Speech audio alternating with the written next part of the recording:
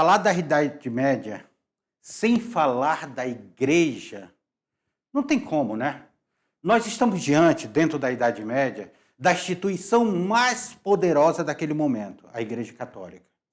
A Igreja Católica que ela vem lá do Império Romano.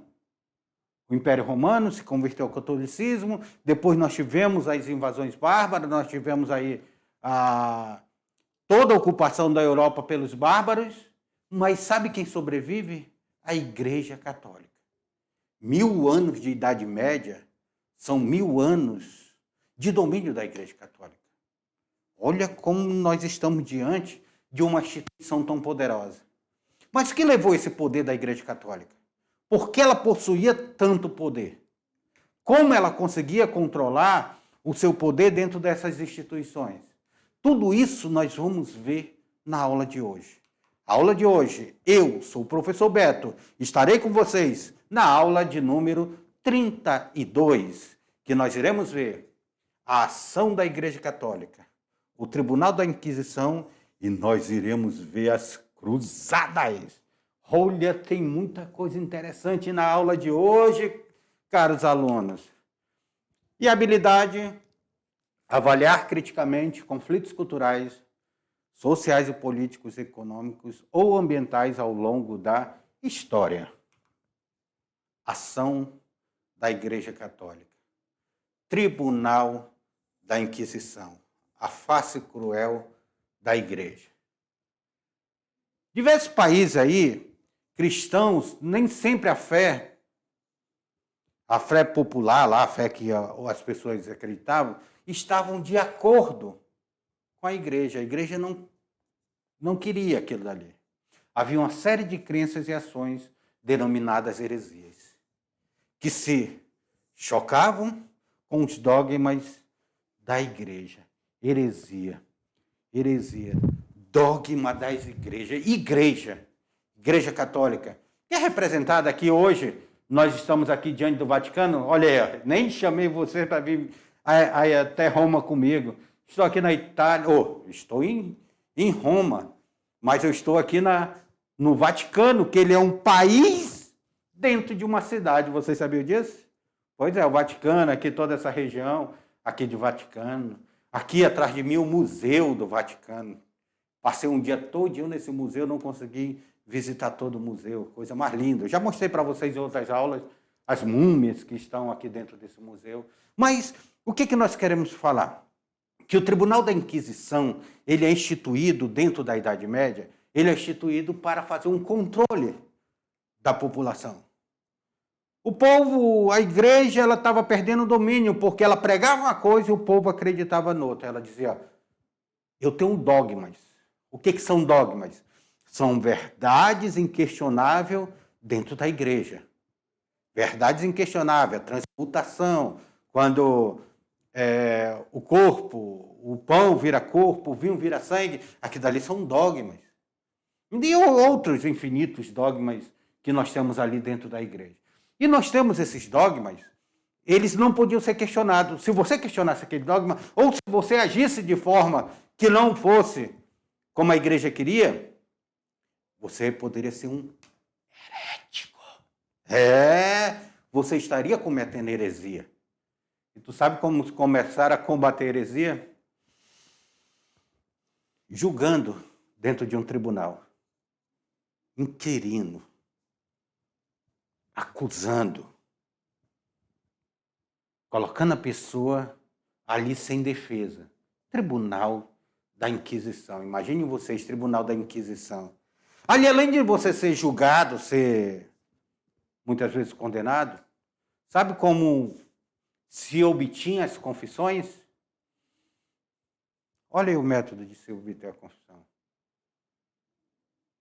Como não é que a própria igreja, em determinado momento da história, ela pode ter se equivocado tanto. Como é que a igreja que prega Cristo, amor, pode ter cometido essas atrocidades da tortura? De pessoas que pensavam diferente. Como é que quem prega o cristianismo, olha o o Novo Testamento, se você ler o Novo Testamento, Cristo está sempre pregando o amor ao próximo, o amor à prostituta, o amor ao ladrão, o amor ao cobrador de imposto, o amor até que depois da morte de Cristo vai seguir esse amor, que vai ser o perdão de Paulo. Olha, lá dentro do Novo Testamento, um cara que perseguiu tantos cristãos e hoje é dentro do Novo Testamento, um dos escritores, com suas epístolas, mais seguido, um filósofo completo. Pois é. E a igreja, ela disse não. Se pensar diferente da igreja, eu vou lhe torturar, eu vou lhe prender, eu vou lhe julgar, eu vou lhe matar. Isso dentro de um movimento histórico. Não tem uma concepção de uma igreja cristã defender a tortura. E era assim que eles obtinham a confissão. Imagine, você sob tortura, você confessa até que é um cachorro lá e começa a latir. Você sob tortura, você confessa o que eles querem. Muito difícil uma pessoa sob tortura que não confessa o que eles estão pedindo. E eles lhe acusavam. E nós vamos ver lá para frente, porque esse aqui é o primeiro momento. Lembre-se, esse aqui é o primeiro momento da Inquisição. A Inquisição ele vai ter em 2 momentos. Esse primeiro momento, e depois ele vai voltar, depois da Reforma Protestante, na Contra-Reforma Católica, ele também vai voltar à Inquisição, que nós vamos ver nas aulas posteriores. Tá? Então preste atenção em momentos históricos que nós estamos vivendo. Para que serve a Inquisição? Por que ela foi instituída? Tela para vocês. Ela foi instituída para combater a heresia. Lembra que eu falei agora para vocês o que era a heresia? Século XIII. Vamos lá colocar aqui, ó. Vamos colocar 13. 10, 11, 12, 13. Século XIII. Os tribunais da Inquisição, cuja missão era descobrir e julgar os heréticos. As penas aplicadas iam desde a confiscação dos bens até a morte na fogueira. Aí uma representação, aqui, uma representação de Joana d'Arc e a Inquisição Católica. E como ela agia. Aqui esse quadro, ele tem algumas barbaridades que eles são colocados, daqui dá uma interpretação muito interessante sobre essa questão da fogueira. Cabeça cortada.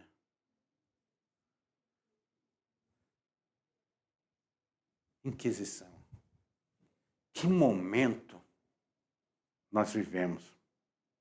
Que momento nós estaremos passando dentro da igreja esse processo inquisitório, esse processo de julgamento das pessoas só porque elas pensavam diferente da igreja.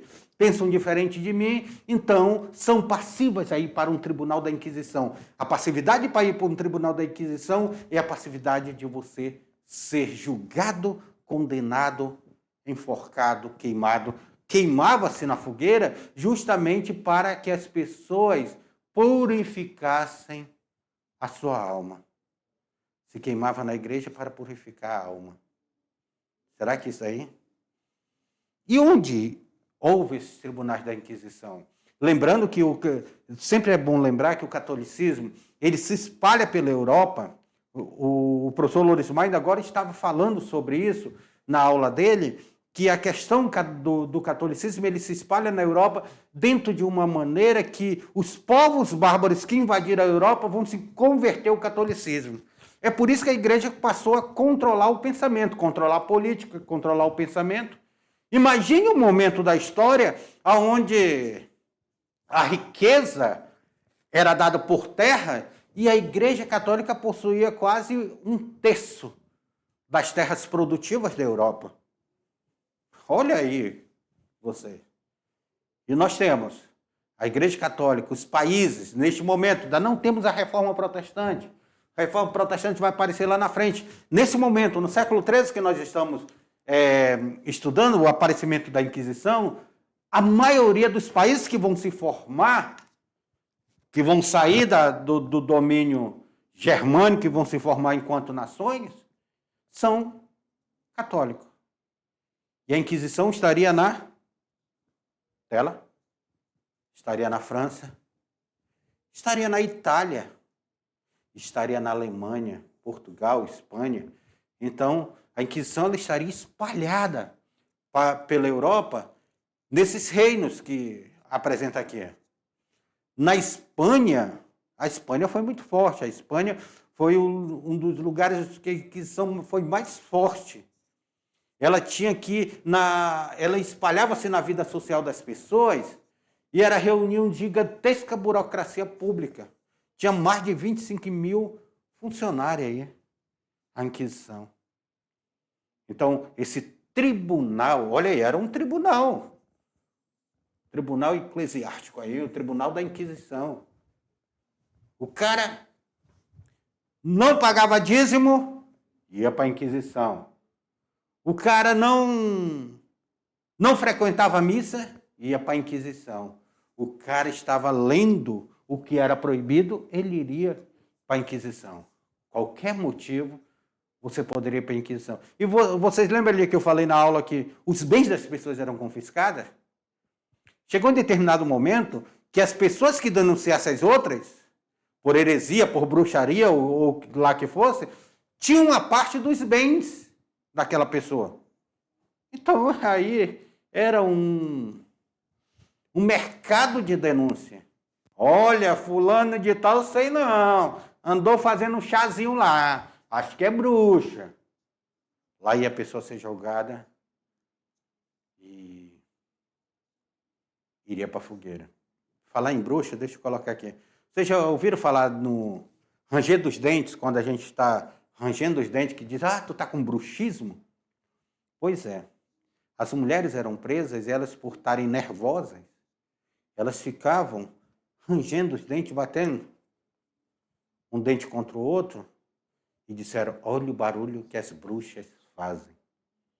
E hoje a gente, quando está muito tenso e tudo, a gente faz esse ranger dos dentes. E hoje chama isso de bruxismo. Então, nós temos esse tribunal da Inquisição. Professor, como eram feitas essas torturas? Eu vou mostrar para vocês, mesmo vocês não acreditem, eu vou mostrar para vocês alguns instrumentos que eram usados no tribunal. Olha essa cadeira, cheia de ferros pontiagudos. Aqui, os braços, a pessoa era colocada despida, sentada, e ela era torturada nesses espinhos. As maneiras que as pessoas eram presas. Aqui, essa câmera, tinha pregos nela, que a pessoa era fechada. Vários tipos de tortura, vários objetos usados para a tortura. Foi um momento,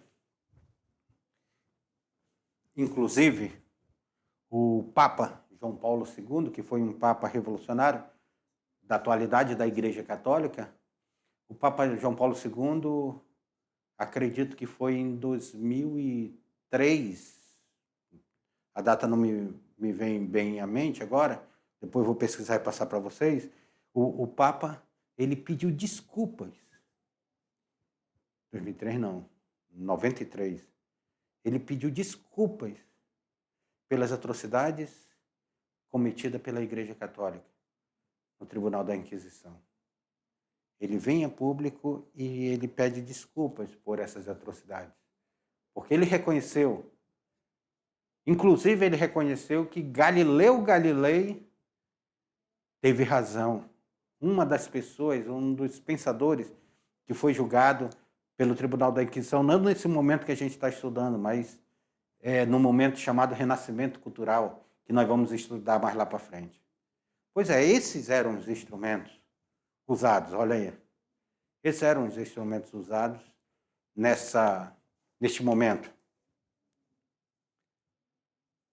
Pressionada pela monarquia católica. A Inquisição atuou no sentido de combater os movimentos contrários à ordem social dominante, ultrapassando o seu objetivo de perseguir apenas as heresias.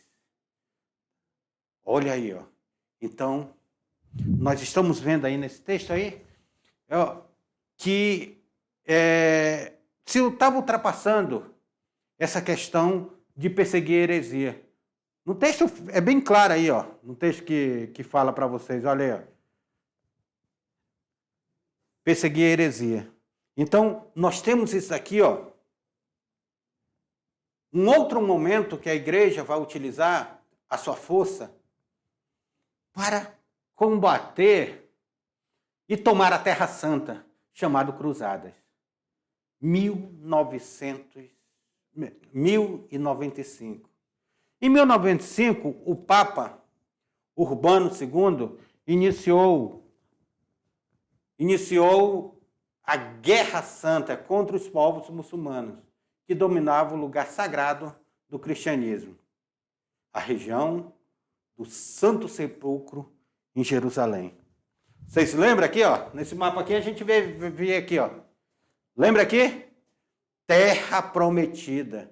Lembra que o povo de Abraão saiu lá da Mesopotâmia, caminhou aqui para a terra chamada Terra Prometida. Depois aqui o pessoal do Egito, aqui embaixo o pessoal do Egito vai escraviza esse povo. Aí Moisés liberta esse povo. Jerusalém, lá onde Jesus morreu, era chamada a Terra Santa. Então eles começaram, a igreja, primeiramente a igreja, como nós estamos vendo aí o Papa Urbano II, ele começa esse processo chamado de Guerra Santa. O que ele queria com isso? Nós queremos rever Jerusalém. Aqui, que era uma cidade que ele dizia que era sagrada para os cristãos. Porque se você olhar Jerusalém, Jerusalém é uma cidade que ela é sagrada para os cristãos, ela é sagrada para os muçulmanos e ela é sagrada para os judeus. Então ali é uma cidade tem muito essa presença de muçulmanos, judeus, a cidade aonde Cristo, lá onde Cristo vai morrer, então é muito sagrada para os cristãos. E eles queriam rever essa cidade. Então começam esses processos de cruzada. Olha aqui, ó. Essas linhas brancas aqui, esses primeiros traçados brancos vão ser a primeira cruzada. Lá estava sendo ocupado pelos árabes. Nós já estudamos isso nas outras aulas. Nós temos um sistema de califado. Depois da morte de Maomé e tal, nós temos um sistema de califado, nós já estamos na Idade Média. E ali estava sob domínio islâmico. Então, são vários califados separados e ali era uma região que estava sob domínio islâmico. Então, o Papa Urbano II, ele vai começar esse processo aí, ainda no século XI, ele começa esse processo de ocupação, de Guerra Santa. Assim mesmo como o Islã tem a Jihad, a Guerra Santa, os cristãos também tiveram a Guerra Santa chamada de Cruzadas. Expedições da Cruzada, olha aí para vocês. Olha a simbologia da cruzada, essas expedições. Atendendo ao apelo do Papa, os cristãos organizaram expedições militares, conhecidas como cruzada. Expedições militares. Por quê? Os cavaleiros, que vão ser chamados de cavaleiros templários, eles eram militares que vão para as cruzadas.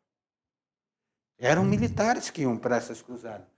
Eu quero até que aqui no mapa vocês olhem aqui, aqui ó, a figura de um cavaleiro templário. A figura do cavaleiro templário. Tá vendo a cruz de Malta ali? Não é do Vasco não, não sou vascaíno não. Não é do Vasco não, mas é uma simbologia desse cavaleiro templário. Esse cavaleiro que ele era treinado, que ele passava por um treinamento militar, um treinamento religioso. Ele era como fosse considerado um monge que lutava. Um cavaleiro templário. Então, ele ia para essas expedições militares, ele ia para essas cruzadas, aí ele ia para essa aventura. Foram organizados durante aí mais ou menos quase 200 anos, foram organizadas 8 cruzadas. 8 cruzadas são organizadas durante um período que vai dar mais ou menos uns 200 anos. Aí vai de 1906 a 1270, isso. A 1270, nós temos aí um período que são organizadas 8 cruzadas nesse período da Idade Média. Cada uma com objetivo. Algumas organizadas pela igreja e outras organizadas pelos reis, que nós vamos ver agora, com o único objetivo: tomar a Terra Santa, mas tinha com o objetivo de expansão, de saque, pilhagem, de riqueza, busca de riqueza, de expansão territorial. Tinha toda essa questão aí nesse contexto das cruzadas. Na tela para vocês. Olha aí, ó, 1096 a 1270. A cristandade, então, ela organiza essas cruzadas aí, essas 8 cruzadas que eu estou falando para vocês. Cada uma tinha uma característica própria, deixando consequências marcantes na política e na economia da Idade Média. Então, aqui no mapa, eu mostro para vocês essas cruzadas. A primeira cruzada, ela vem pela Europa, ela foi feita basicamente por terra, a primeira cruzada, e ela vem para conquistar essa região. Veja que ela vem para cá, para a Itália, ela vem, porque aqui, dentro dessa região aqui, ela tinha o domínio árabe, o domínio muçulmano. Então, nós temos essa primeira cruzada. Nós temos a segunda cruzada também. Para que a segunda cruzada, vamos pegar aqui a borracha, vamos apagar aqui, isso, para a gente ver aqui a segunda cruzada. Olha aqui, ó, a segunda cruzada. A segunda cruzada. A segunda cruzada, essa verdezinha aqui, ó. Ela vem aqui da região da França, vem aqui, todo chegando, passa por aqui, pega um trecho por água, vem também daqui da Inglaterra, então ela chega e conquista, para tentar reconquistar, para tentar manter Jerusalém. Aí nós temos aí, ó, a terceira cruzada, a quarta, a quinta, a sexta, a sétima cruzada. Então, ela sai aqui da região da Europa, sai daqui de onde vai ser a Inglaterra, onde vai ser a França, ela sai. O objetivo dela está aqui nessa região. O maior objetivo dela está aqui nessa região. A conquista de Jerusalém. A conquista de Jerusalém. Então, nesse mapa aqui, a gente observa isso, essa movimentação da Europa. Eles querendo tomar a Terra Santa, querendo pegar essa cruzada na Terra Santa. A gente divide essa cruzada. O Papa Urbano II, então, ele vai o primeiro a organizar essa cruzada. O Papa, lembrando que o Papa ele é um líder da Igreja Católica, um líder de Roma, e a Igreja Católica é a única instituição que ela tem representação em toda a Idade Média. Então, é por isso que é a instituição mais poderosa, porque ela é única, centralizada, unificada, tendo um poder unificado. E o Urbano II, ele vai organizar essas cruzadas e parte para a Terra Santa. Não é que o cara toma Jerusalém? Olha na tela de vocês. Olha aí ele aí, ó. Urbano II. Convoca, aí a primeira cruzada, ele atinge o seu objetivo em conquistar Jerusalém. Jerusalém é conquistada no final do século XI. Lá no finalzinho do século XI, 1099. 300 mil pessoas foram mobilizadas para reunir e reunidas em Constantinopla. Então, apenas 40 mil chegaram à Cidade Santa, onde fundaram o Reino Cristão de Jerusalém. Das 300 mil, apenas 40 mil. Apenas 40 mil. Olha, meu Deus do céu. 260 mil aí morreram pelo caminho. E eles criam o reino cristão em Jerusalém. Então, vão criar aqui em Jerusalém. Aqui em Jerusalém, então, é criado o reino cristão. O reino cristão. Assista um filme chamado As Cruzadas. Só que não é nesse momento, não é no momento da primeira cruzada. O filme, As Cruzadas, ele vai estar lá entre a segunda, mais para a terceira cruzada, dentro da terceira cruzada ali. Saladino, eles vão enfrentar Saladino. Mas calma, eu estou dando spoiler aqui da nossa aula. Vamos aqui, a segunda cruzada. Onde foi a segunda cruzada? Como foi a segunda cruzada? Nós temos Eugênio III, também Papa, tá?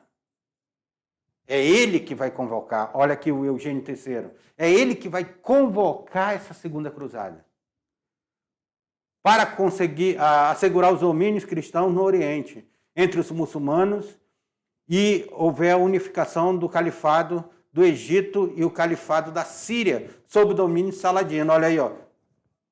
Lembra que eu falo para vocês que os reis islâmicos se davam pelo califado? Então, o do Egito e da Síria, eles vão se juntar, os dois califados, os dois reinos lá, vão se juntar e eles vão combater essa cruzada de Eugênio III, que ele queria garantir a posse de Jerusalém. Vamos ver o que acontece. Vamos para a terceira cruzada? Vamos conhecer a terceira cruzada? A terceira cruzada, ela é conhecida como Cruzada dos Reis. Agora não é só mais a igreja. A igreja vai dizer, olha, isso é uma ameaça não só à igreja, isso é ameaça aos países cristãos. Então, essa cruzada que foi apoiada pelo Papa Clemente III, ele vai contar com a participação desses reis, desses monarcas. Os monarcas da França, da Inglaterra e do Sacro Império Romano Germânico.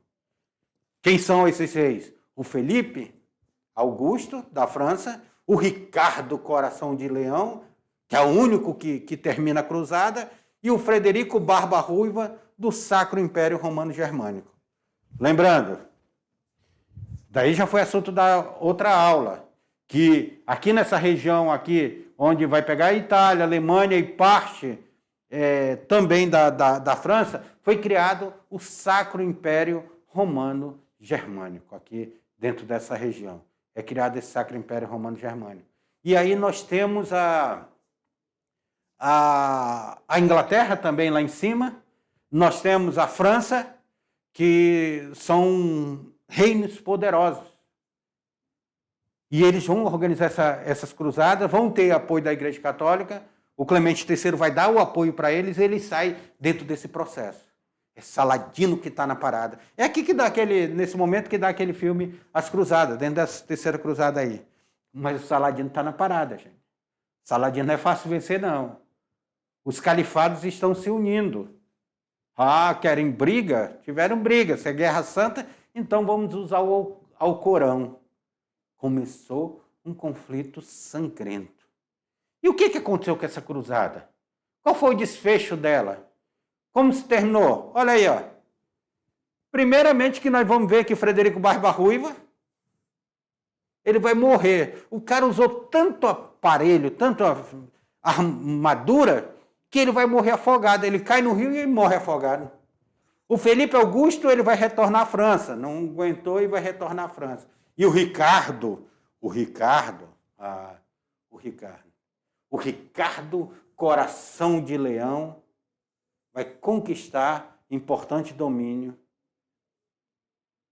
Entanto, não foi páreo para Saladino. Saladino, ele não consegue vencer Saladino. Ele não vai atingir o objetivo maior, que seria conquistar Jerusalém. O engraçado, quando você assiste um filme da Inglaterra e tudo que fala da Idade Média, o Ricardo Coração de Leão, ele chega lá como vitorioso, né? Eu sou o cara, eu tal. Pois é, nem sempre a história é do jeito que ela aparece nos filmes. O Ricardo não consegue derrotar Saladino. Ele sai vencido desse conflito. E aí ele volta para a Inglaterra. Mas a sua bravura lhe deu esse apelido, na tela? Esse apelido de Ricardo Coração de Leão. Sua coragem, a liderança dele. Tanto é que ele foi o único que terminou a Terceira Cruzada. Nós já vimos lá o que aconteceu com os demais. Ricardo Coração de Leão. Aí nós temos a Quarta Cruzada, que vai partir de Veneza, lá na Itália, Veneza, século XIII já aqui, 1202. Vai em direção ao Oriente. Se ela vai em direção ao Oriente, o maior objetivo dela não era Jerusalém, era Constantinopla. Tá? Era Constantinopla. Por que eles queriam Constantinopla? Porque essa Terceira Cruzada, ela queria chegar em Constantinopla, lá no Oriente. Lembra que Constantinopla ainda está sobre o cisma do Oriente? Aquela separação da Igreja Católica Apostólica Romana e Igreja Católica Ortodoxa Grega? Pois ainda está sob o cisma do Oriente. E aí eles queriam chegar a Constantinopla, porque Constantinopla era a capital do Império Romano do Oriente. Aí depois eles vão saquear e tudo e vão abandonar a cidade nessa cruzada aí. Olha aí na foto para vocês, mostra um pouco desse momento, dessa tomada aí, desse conflito.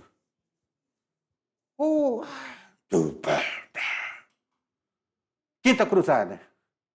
O objetivo dessa daqui seria conquistar a conquista do porto do Egito, Demita, a fim de enfraquecer o poderio muçulmano. Também não teve sucesso essa Quinta Cruzada. Não vai ter sucesso. Eles queriam, então, conquistar aqui, o Egito nessa Quinta Cruzada.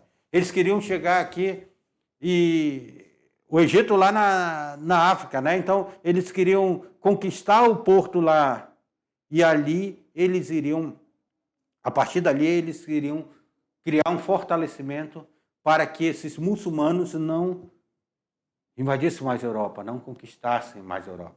Mas nós já vimos na outra aula que os muçulmanos não foram fracos na Europa. Sexta Cruzada. A Sexta Cruzada ela vai ser liderada por quem? Frederico II. O Frederico II, que era imperador do Sacro Império Romano Germânico. Sacro Império Romano Germânico. Nós já vimos lá, quando nós estudamos os francos, nós já vimos como se deu a formação do Sacro Império Romano Germânico. Se você não estiver lembrando, volte lá à nossa aula e assista. Esse Sacro Império Romano Germânico ele vai partir da Europa em 1228, século XIII. Frederico II toma Jerusalém, ele se torna o rei de Jerusalém por casamento, mas ele vai perder a cidade para os turcos em 1243.